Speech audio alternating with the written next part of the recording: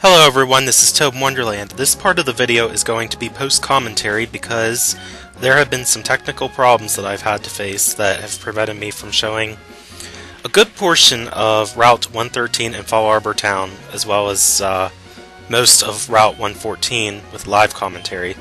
All of these explanations will be explained after the post-commentary section. For now, I want to demonstrate how I was able to get an electrike using a technique that involves it inheriting egg moves from the male parent. I caught a Seviper on Route 114, a male Seviper specifically. For this process to work, the moves you want your Pokemon to learn through egg moves must be a male parent. So in this case, Seviper has the move Crunch, which I did have to train Seviper for. It got it at level 28.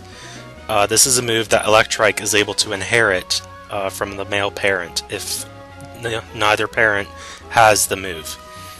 The female Pokemon that you breed with must be the Pokemon that you desire to receive. So, as already explained earlier in the LP, a female Electrike was put into the daycare in the meantime. Here we have a Slugma that I caught on Route 113. It has the ability Flame Body, which will come in handy later on here, as I'll explain. But to do this, I put a female Electrike in the daycare, and the other Pokemon I put in was the male Seviper, which has been nicknamed Severus after Snape from the Harry Potter series, because it was male. And all you have to do in the meantime is wait. I did talk to the the old man who runs the outside part of the daycare, and he said the two don't seem to like each other much, which isn't a big factor. I used to think that meant that they would never lay an egg, but it just means that it will take longer for them to lay an egg than normal procedures do. But I sped it up to where I do receive an egg from the old man, and as you can see, we receive an egg. How you know when it's going to hatch, when you first get it, it'll just say that it takes some time. When it gets closer, it'll say it moves occasionally, and then when it's down, I think it's the last 1,000 steps, or somewhere in the range, it'll say it's about ready to hatch, it's making noises. Which I sped up to the part where it actually hatches. Because I had the Pokemon Slugma on my team, which you're about to see soon, it had the ability Flame Body, which actually decreases the amount of time it takes for a Pokemon egg to hatch by half. And here I hatched what was one of many eggs. You can actually get more than one egg from the same parents if you go back to them after moving around so many steps until they lay another egg. And I have nicknamed the Electrike that I received here Lodestar, which has to do with the name of the guiding beacon lights. It actually is a more appropriate nickname for the Pokemon Ampharos, but I am not using that Pokemon in this LP, so I decided to give it to Electrike since it was also an electric Pokemon, and it can create sparks with electric. So I thought the nickname fit pretty well. And here, as you can see, Electrike was able to inherit the move Crunch because of the male Seviper. This is a technique known as egg moves, inheriting egg moves rather. And this is it for the post-commentary section of the LP. I hope you guys enjoyed. That is how you do Pokemon breeding with inheritance of egg moves for the Pokemon that comes out of the egg. Okay, I'm back everyone. There have been tons of technical problems, oh my god. The reason I'm here in Fallarbor Town is because I've just had so many bad things happen here the past few days trying to be able to do a decent recording of Pokemon Emerald. It looks like I finally have things straightened out based on the look of my current setup. A couple things to explain. As I said, I'm in Fallarbor Town, which, yeah, it looks like I completely skipped her out. I actually went farther than Fallarbor Town. I did cover pretty much all the trainers in the next route as well. But anyway, what had happened, I'm going to do a quick showcase of the routes at least so that you can at least see what you missed. A little bit anyway. But I'm not going to reset the whole game just to get back up to this point so that I can show a bunch of trainer battles.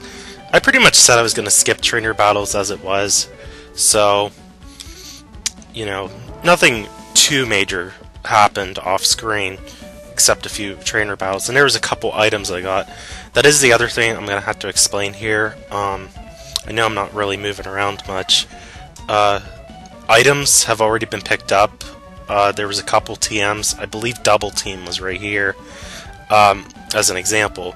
But since I picked up all the items, it's really hard for me to remember what I did and didn't acquire. I'm pretty sure I got just about everything you can pick up on these routes. If not, then so be it. But after what I've been through, I think you'll be okay with that. Anyway, a couple things have happened with trying to record this. Here I am on Route 113.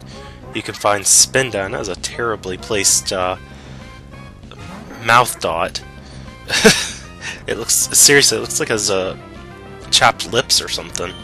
I'm gonna run from it. Basically what happened though is that I originally tried to record this area here, and my whole entire recording session had crashed and I lost all the footage. I don't know exactly what happened, but everything I did just was gone. And I'd already saved the game at the part where I saved, so there's no way for me to go back and just do everything from scratch unless I reset the whole game, which, as I said, that's not going to happen. Because my sanity, people, not to mention how busy I can get, because as you all know, I get really occupied at times, between college and different other things that come in to my life. Anyway, why can I not get through this tree? I guess I'll have to go this way. I'll try to go back to the beginning here, and I'll just work my way through the route. Anyway, then, yesterday, which I don't know what day of the week this is going up, but this is the weekend that I'm trying to record this. But I had attempted to record again, and I had to pretty much stop the recording after 3 minutes because I was hearing choppiness in the sound, like I wasn't hearing everything coming through the computer. And sure enough, when I looked at my recording software, it had said that I had dropped at that point almost 900 frames. So I decided to stop it and take a look to see what the damage was, and it was choppy. There's no way it was presentable for YouTube, I'm sorry. So I just pretty much, all I could figure is that my computer is getting to the point where it's going to have to take breaks before it can handle rendering this kind of thing anymore. Because keep in mind, the computer I'm using is a laptop that is almost 6 years old at this point. So it's actually holding on to its last strings pretty much. But as long as I can keep it working, I should be in good shape. But I hate how it always has an effect on trying to record LPs. But it's just something I have to work around. And I think what happened, speaking of which, I know I'm just like fumbling around in the route, and I'm sorry, but I just want to get my explanation over and done with. I promise I won't be much more longer with this. Anyway, I had attempted to change my recording setup so that I can possibly do this in widescreen. I found another alternative to at least help get rid of the sidebars. Not completely, but to an extent, and it does help.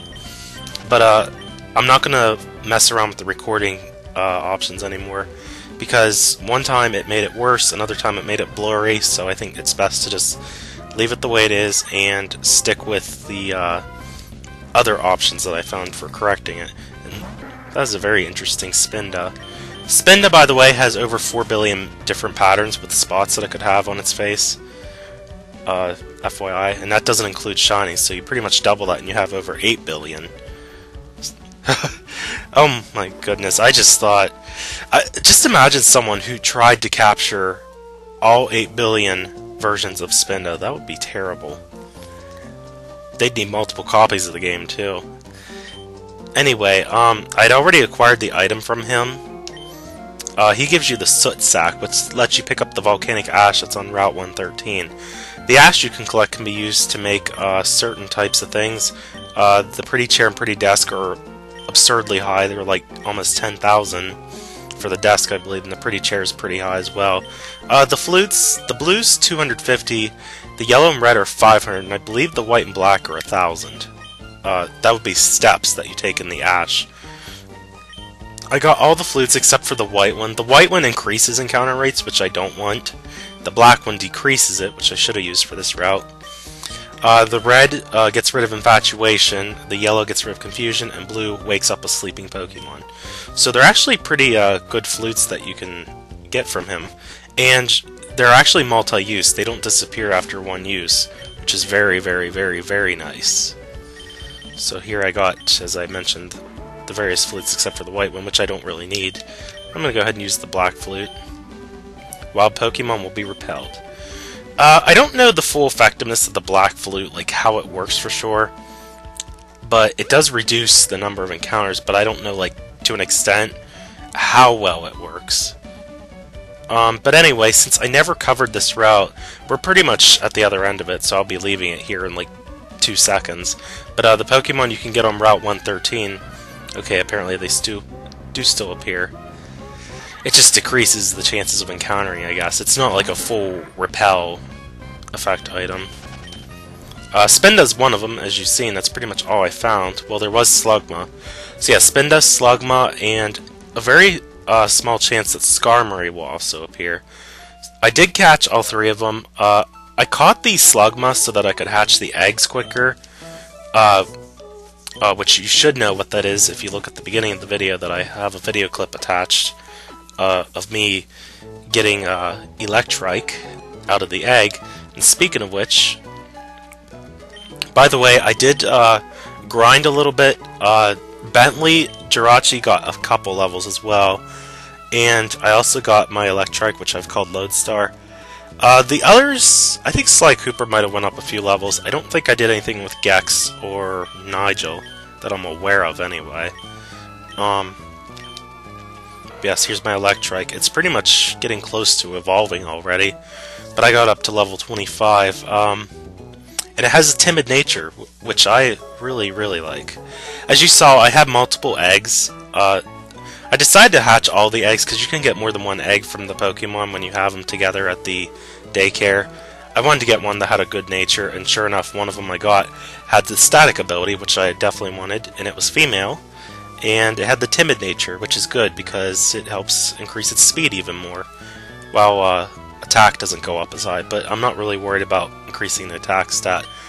What I am worried about is that it has the crunch attack, which I got from the male Seviper as an egg move. So that's a really nice benefit that I got for doing the breeding technique that I had told you guys about before. But yeah, everything's leveled up good. Bentley's up to 26. I think Body Slam's new. I don't remember it having that when I first caught it. As a matter of fact, I know Body Slam's new. But yeah, it's getting close to getting some new moves as well. And yeah, everything's pretty good, so we're gonna keep moving on. Fallarbor Town didn't really have anything too interesting. It does have a battle tent here. And I think this one, if I'm not mistaken, is rent. Wait a minute, I'm not sure what the rules are.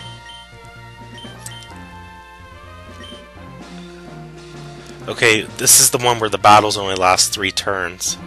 And then it goes to judging if the battle's not over. So, it's kind of like a preview of something we'll see later on at the Battle Frontier. That's what the other tent was with the rentals. It's a preview of one of the facilities at the Battle Frontier.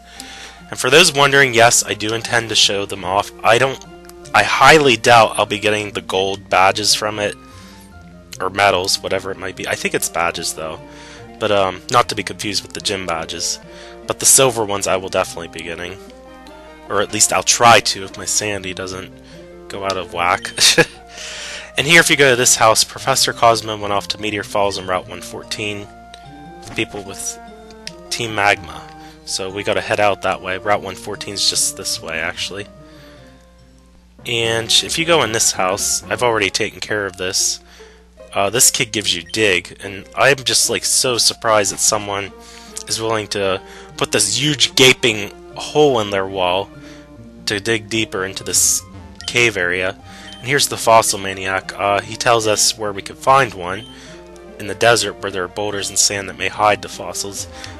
Him in this area will actually provide to be much more use later on. I hate that I can't run in here. But we're going to move on. Because I pretty much covered everything you can get in Fallarbor Town and Route 113. So yeah, here's Route 114.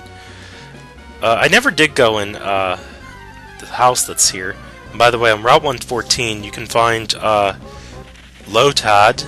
Oh, and here's a Seviper. It's a male one too. So yeah, this got off screen because I lost the recording session, but I did catch Seviper on this route, a male one specifically, so that I could pass on the move Crunch, which it gets at level 28. So I did have to grind Seviper a little bit. But anyway, here is Lynette. You first talk to her in Fallarbor Town. She's at the PC, and after you talk to her, she comes to this house. And yeah, this is exactly what my room looks like, pretty much. Just a bunch of computers. Actually, my house in general, not just my room. A bunch of computers lying around everywhere. But she gives you a Lotad doll. It's alright. I prefer C-Dot over Lotad, but that's fine. Appearance-wise, anyway. Coolio's still pretty awesome, though. My Lombre, which is still in the PC. But yeah, I already took care of pretty much all these trainers off-screen. Did I? I don't think I talked to that trainer. I don't remember seeing him. Of course I get into a random encounter. Anyway, other Pokemon you can find. Lotad, Lombre, Nuzleaf, Seviper, and Swablu. Those are the Pokemon you can find here. And there's some boulders you can rock smash where you can find Geodude as well. I didn't think I talked to you. That is so weird, just like how people are so obsessed with the words foo in this game. And oh my god, creepy cosplayer. I don't know why you're walking out in the middle of the grass like that. Obsessions. Okay, water gun should take him out. Yeah, I didn't think I talked to him. Yeah, that was pretty simple, so I'm not gonna off-screen this. Nice and simple, that's how we like to keep it. But yeah, I'm pretty much done with this route. I don't remember... Oh, now we can battle the creepy cosplayer again. It actually wasn't creepy, it's just creepy in the sense that he's wearing it out in the middle of this field. And here we're on what looks like a mountain. So yeah, there's these boulders you can rock smash if you want. Pretty much took care of all the trainers here. This is good because I don't want to spend forever on this route if I can help it. Also, Nuzleaf, which is on this route, only has a 1% chance of appearing, so good luck finding it if you really like Nuzleaf. Anyway, this part I did not record because the recording session I previously tried to get up stopped right here. This is Meteor Falls. And here we have, oh, I thought there might have been an item there. I guess not. There's an item here. Full heal. This place looks a lot different on Ruby and Sapphire. On those versions, it looks like all gold, like everywhere. On here, it actually looks like a cavern, really. Meteor Falls. And what have we got here? Team Magma. So yes, they got this meteorite that they're gonna take to Mount Chimney. So, since we kind of ran into them unexpectedly... Oh, and Team Aqua as well. So off to Mount Chimney they go, and wow, way to go, just let them go by you. Yes, we've seen Archie at Slateport Museum. It was a long time ago, but I still remember him. So yeah, you pretty much learn here that Team Aqua wants more water to exist, which, if you look at the map, why in the hell would someone want more water in this region? And Team Magma wants to expand the landmass. So, yeah, pretty much environmentalist, that's all you can really say here. And since they took off, yeah, they're pretty much giving you the cue that you can now go to Mount Chimney, which I think I showed in one of the videos. You have to do this first before you can actually go through Mount Chimney, because Team Magma is guarding the entrance to the cable cars, but we'll be going back there soon enough. And yeah, they took a meteorite, as the scientist there said. Anyway, in Meteor Falls, you can find a few Pokemon here. Zubat, which, no surprise there that you can find so many of. You can also find Solrock as well. And in deeper parts of the caves, you can find Bagon, or Bagon. I'm not sure how that name is actually pronounced. I never really paid attention to the pronunciations on the anime. So if I say something wrong, please forgive me. Bagon, whatever it's called. Bagon. We should call it Baggins. I will catch that Pokemon and call it Baggins, after Frodo and Bilbo from The Lord of the Rings. That's very, very, very appropriate, since I can't even pronounce the name correctly. Oh, but what do we have here? Yeah, there's these slopes here. I'm trying to run into see if I can find a Solrock before moving on. If you have Sapphire version, you can find Lunatone here, which in my opinion is the better of the two. I'll try to run around here quick, see if I can find one. A Solrock, that is, not Lunatone. But yeah, Lunatone is a Sapphire exclusive Pokemon. Unless you happen to have a copy of Pokemon XD, and after playing through the main story, you could transfer it to this game. So that's something to keep in mind if you have a GameCube and have Pokemon XD. But yes, here we have Solrock. Wing Attack might... Oh, okay, good, it didn't do much. I'll try to catch it.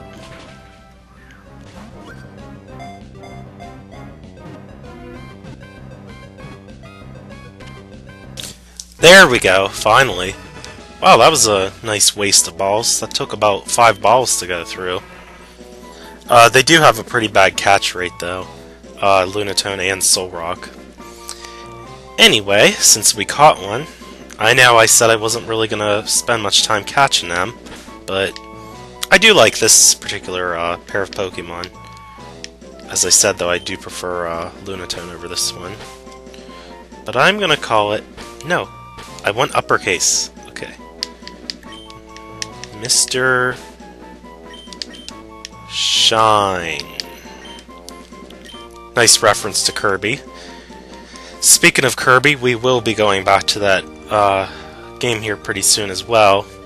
And I'll be getting more videos out. There's pretty much nothing else we can do here. I don't know why I'm running around to run into more Pokemon, though. This is where items like the Black Flute and Repel start coming into play. And yes, I took a lot of damage from that Solrock, because it kept using Rock Throw, and it got a critical hit on top of it. Okay, let's use... I gotta heal, though. Use a Super Potion on Nigel. And... we'll use a Black Flute. Hopefully repel a lot of them. There's nothing more we can do in Meteor Falls for the time being, so I'm going to keep moving on. Here's Route 115. We're pretty much on the other end of Rustboro City. We made a full circle. I believe, though... Oh, of course there'd be a trainer. And what are you doing here on the beach? Okay, I'm back, everyone. I was in the middle of doing a trainer battle here, but Lodestar, aka Electric, leveled up. So, and yes, we have to get wrapped by Seviper. The Pokemon I just defeated was a Spoink. I don't know if I'll have that included in or not. But I was just going ahead and taking care of all the trainers on this route, so that we don't have to face all of them. But the reason I decided to show the ending to this battle was because Lodestar got to level 26, and if I'm not mistaken, after defeating him, and yes, this was a double battle that you can get into the contact of trainers, pardon me, 2 eyes of trainers looking at the same direction as where you're at. And yes, Lodestar is going to evolve. I know we didn't really see it too much actually in battle, but that's fine because at this point in the game, we really need to be a bit in the upper 20s anyway to get ready for the next gym that'll be coming up soon. So I want to make sure everyone's decently leveled up and has already evolved. But yes, we got Manectric, which is a really awesome electric Pokemon. We fought it in the third gym against Watson. And as you could tell, it proved pretty powerful. So I'm really happy to have one. I do like Electrike and Manectric both pretty well, because whenever I first played 3rd Gen and I see it, I'm like, oh my god, I gotta get that Pokemon. And here's Bluckberries, obviously a pun to Blackberries. I don't remember exactly what they do. They might just be like a Pokeblock ingredient, or... It's Pokeblocks in this game, yes. Okay, I had to think for a second. Poffins are in 4th Gen. Over by this trainer, let me go ahead and use my item finder. There's a really well hidden item here. Okay, it might have been behind her. Yes, it was. Okay. I was looking everywhere except for behind this chick. And there's a hidden heart scale. And while we're down here, let me think. I feel there's one more thing that we can get here. But I'm not seeing it. If you hop down these ledges right here, you will be back down at Route 115, which, it's up to you whether or not you want to go there, but, as of right now, there's really no point in doing so. There's still more to this route that we can't explore yet, though. It involves Surf, which, if we go over here, and then we can, swing around by the rocks and make our way up to a hidden ledge. But we can't see it from here because we're out of view. But yeah, we're going to leave this route for now. Instead of hopping down that ledge, though, I'm going to take the... Actually, no. I'm going to go this way. It'll be quicker to get through to where the... I'm trying to think. Mount Chimney. Jeez, that took me forever to think about. I'm going to get back to Mount Chimney. I should get on the bike, though, so I can get there pretty quick. And use some repels. I'm going to skip through this because I've already showed the Rust Turf Tunnel before. Basically, you pass through Rust Turf to connect to Turf Town, and then get to Maulville City, and then you can make your way back to the route where the cable cars to Mount Chimney is. So I'm going to cut out right here, guys.